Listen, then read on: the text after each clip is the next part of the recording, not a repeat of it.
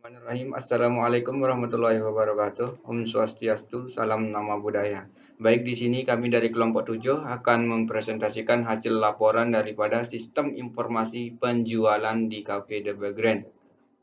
Baik, sebelum kami beranjak ke materi, izinkan kami untuk memperkenalkan diri terlebih dahulu. Saya atas nama Muhammad Ari Aulia dengan NIM 19103252.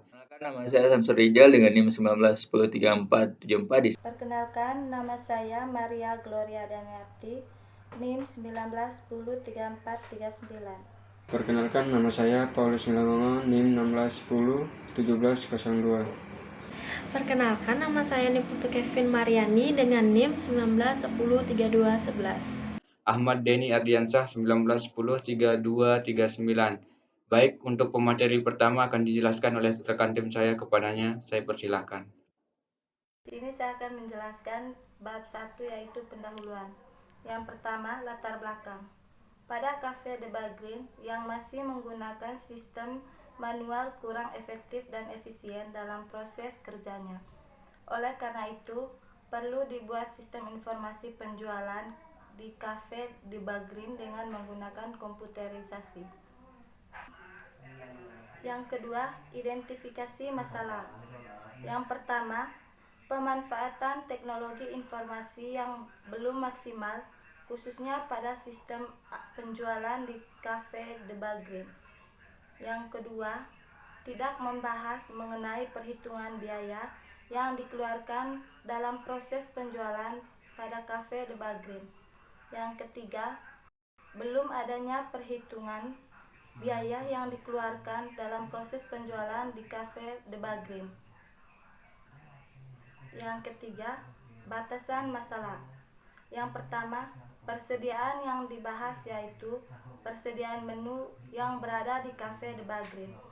Yang kedua, penjualan yang dibahas yaitu mengenai proses transaksi di Cafe The Background yang pencatatan transaksinya akan dikembangkan di basis komputer. Yang ketiga, tidak membahas mengenai perhitungan biaya yang dikeluarkan dalam proses penjualan pada Cafe The Background. Di sini saya akan menjelaskan tentang rumusan masalah. Yang pertama, bagaimana sistem penjualan yang sedang berjalan pada Cafe The Background. Yang kedua, ada apa keuntungan dari hasil desain sistem informasi penjualan berbasis komputer pada Cafe The Background. Yang ketiga, ada apa hasil keluaran dari sistem informasi penjualan berbasis komputer yang didesain untuk Cafe The Background. Selanjutnya, tujuan peneliti. Tujuan peneliti ini adalah yang pertama, untuk mengetahui sistem penjualan yang sedang berjalan pada Cafe The Background di Kota Praia. Yang kedua, ada untuk mengetahui keuntungan dari hasil desain sistem informasi penjualan pada Cafe The Background di Kota Praia. Yang ketiga, ada untuk mengetahui hasil keluaran dari sistem informasi penjualan berbasis komputer yang didesain untuk Cafe The Background. Di sini saya akan menjelaskan objek dan metode penelitian Cafe The Background. Yang pertama, objek penelitian Cafe The Background. Cafe The Background adalah tempat untuk bersantai dan berbincang-bincang, di mana pengunjung dapat memesan minuman dan makanan dengan berbagai macam jenis. Cafe termasuk tipe restoran, namun lebih mengutamakan suasana rileks, hiburan, dan kenyamanan pengunjung sehingga menyediakan tempat duduk yang nyaman dan alunan musik. Cafe The Background didirikan pada awal tahun 2021 dengan tujuan sebagai tempat bersantai dan hiburan seluruh masyarakat dengan memaksimalkan dan memperdayagunakan seluruh potensi dan kemampuan yang dimiliki oleh pendirinya, yang lahir dari latar belakang dunia bisnis, akan tetapi telah memiliki pengalaman di dalam dunia musik sehingga mengelaborasikan dunia bisnis dan dunia musik dan bisa terbentuknya sebuah Cafe The Background. Yang kedua, desain penelitian. Desain penelitian yang digunakan oleh penulis di sini adalah Desain penelitian berdasarkan tujuan, yaitu penelitian deskriptif, yang mana menjelaskan tentang penelitian deskriptif sudah dijelaskan dalam metode penelitian. Yang ketiga, sumber data primer. Data primer adalah data yang dikumpulkan oleh penulis secara langsung melalui objek penelitian, yaitu dengan cara observasi dan wawancara. Yang pertama, observasi. Observasi adalah pengumpulan data dan mengadakan penelitian dan peninjauan langsung ke Cafe de Bagren, Kota Praia.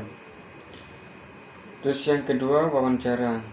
Wawancara adalah pengumpulan data melalui tanya jawab secara langsung maupun tidak langsung antara peneliti atau pengumpulan data dengan responden atau sumber data mengenai permasalahan yang dibahas, yaitu tentang proses promosi, pemesanan, pembelian yang sedang berjalan.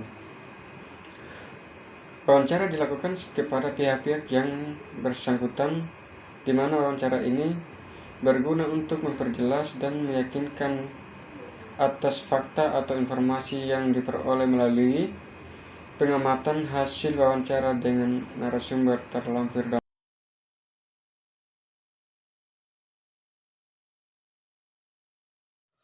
Analisis kebutuhan sistem. Pada analisis kebutuhan sistem terdapat dua kebutuhan, yaitu kebutuhan fungsional dan kebutuhan non-fungsional. Metode pendekatan sistem. Metode pendekatan sistem terstruktur adalah suatu proses untuk mengimplementasikan urutan langkah untuk menyelesaikan suatu masalah dalam bentuk program. Metode pengembangan sistem. Pada metode pengembangan sistem terdapat beberapa, yaitu spesifikasi kebutuhan pengguna, perencanaan, permodelan, konstruksi, penyerahan sistem ke pengguna, dan perawatan sistem. Alat bantu analisis dan perancangan. Alat bantu perancangan yang digunakan pada penelitian ini yaitu flow map, event list, data flow diagram atau DFD, conceptual data model atau CDM, dan physical data model atau PDM, dan struktur tabel. Di sini saya akan membahas tentang bab 3, yaitu pembahasan analisis dan perancangan. Yang pertama yaitu pelamat sistem yang berjalan, yang di sini ada pelanggan, pelayan, dan kasir. Pelanggan datang ke Cafe de Bagren menerima laporan pemesanan yang diberikan oleh pelayan, kemudian mengisi formulir pemesanan. Formulir pemesanan telah diisi, kemudian diterima oleh pelayan dan pelayan mengecek stok menu apakah masih ada atau tidak. Jika iya, maka pesanan akan diproses, kemudian pelanggan akan menerima proses pemesanan. Kemudian pelayan membuat rekap data pemesanan, kemudian membuat laporan penjualan, kemudian pelanggan membayar pengiriman data pesanan menu, dan pelayan membuat laporan penjualan atau pengiriman barang. Sedangkan di sini kasir menandatangani laporan penjualan atau pengiriman barang, kemudian membuat laporan penjualan atau pengiriman menu yang dipesan. Kemudian pola sistem yang kami usulkan yaitu ada customer, pelayan, kasir, dan owner, yang dimana customer memesan menu, kemudian pelayan mencari menu apakah stok menu masih ada atau tidak. Jika iya, maka pesanan customer dicatat oleh pelayan, kemudian pesanan customer tersebut diinput oleh kasir dan proses penginputan ke database. Kemudian customer meminta nota pembayaran, kemudian kasir memberikan nota pembayaran, dan customer membayar nota pembayaran yang telah dikasih oleh kasir. Kemudian kasir di sini memproses pembayaran, kemudian print out laporan, kemudian mencetak laporan penjualan. Kemudian selesai. Selanjutnya yaitu diagram konteksnya, yang dimana di sini sistem informasi penjualan memiliki entitas yaitu customer, kasir, owner, dan pelayan, yang dimana customer dapat memesan dan membayar pesanan, kemudian kasir dapat mengelola data master dan mengelola transaksi penjualan. Kemudian di sini pelayan memberikan pesanan customer yang sudah diambil dari sistem informasi penjualan, kemudian sistem informasi penjualan mencetak laporan penjualan kepada owner. Selanjutnya yaitu di sini ada data flow diagramnya yang dimana terdapat entitas yaitu kasir, pelayan, dan owner, yang dimana kasir dapat hak akses untuk mengelola hak akses data master dan mengelola data transaksi, kemudian data user login dan menu. Kemudian terjadilah cetak laporan yang dilakukan oleh sistem dan menampilkan laporan penjualan kepada owner dan juga kasir. Baik, di sini saya akan menjelaskan materi laporan tentang konseptual data model atau CDM. Nah, pada gambar ini terlihat jelas bahwa terdapat 4 entitas, yaitu menu, penjualan, karyawan, order, pembelian.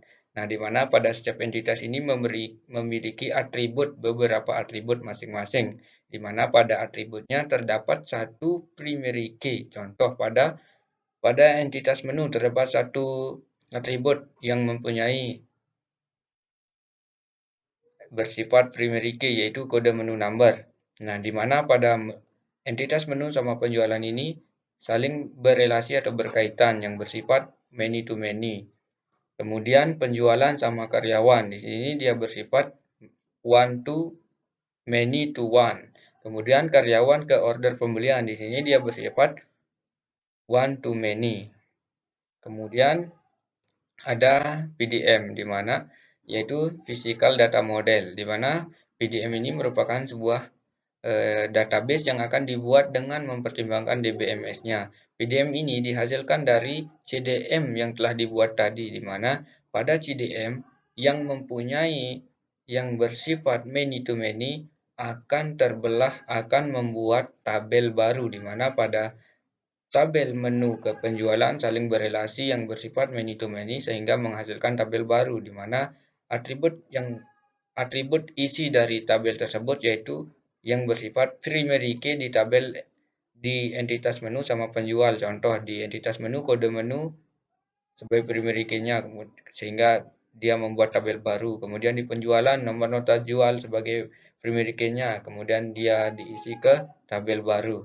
Nah, di sini ada struktur tabel. Nah, di struktur tabel ini merupakan suatu tempat kita untuk menyimpan data, di mana pada tabel ini kami telah membuat tabel 5, yaitu yang pertama kami telah membuat tabel atas yang kami beri nama TB1 menu. Kemudian dia mempunyai primary key yaitu kode menu dengan berfungsi untuk menyimpan data menu aplikasi. Kemudian ada tabel user, di mana tabel user ini kita beri nama TB2 user. Kemudian dia mempunyai primary key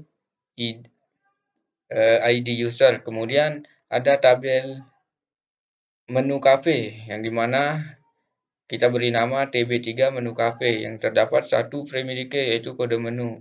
Kemudian ada tabel master penjualan di mana primary key-nya ID penjualan dengan berfungsi untuk menyimpan data transaksi penjualan. Kemudian ada tabel detail penjualan, di mana pada tabel detail penjualan ini kami beri nama TB5 detail penjualan yang punya satu primary key yaitu kode menu KP.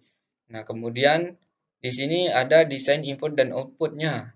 Nah, desain atau bisa kita kenal dengan IO. Di sini ada tampilan form login. Nah, tampilan form login ini terdapat user yang harus melakukan login dan masuk username, sehingga tampillah form karyawan. Nah, form karyawan ini terdapat tombol simpan dan ubah yang digunakan untuk maintenance data karyawan.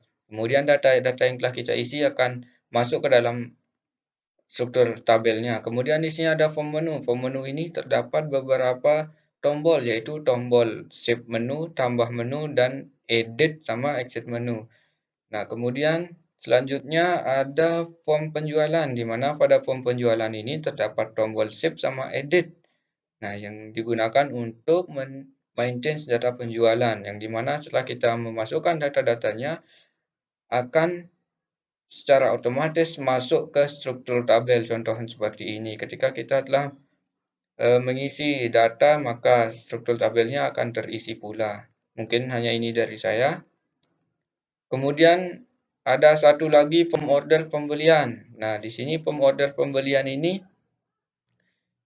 terdapat beberapa tombol, yaitu tombol Save, Edit, dan Exit, yang dimana bertujuan untuk memaintain data order pembelian, dimana setelah kita mengisi data, maka secara otomatis data tersebut akan masuk ke struktur tabel seperti gambar di bawah ini. Mungkin hanya ini dari saya, kurang lebihnya mohon maaf. Terima kasih.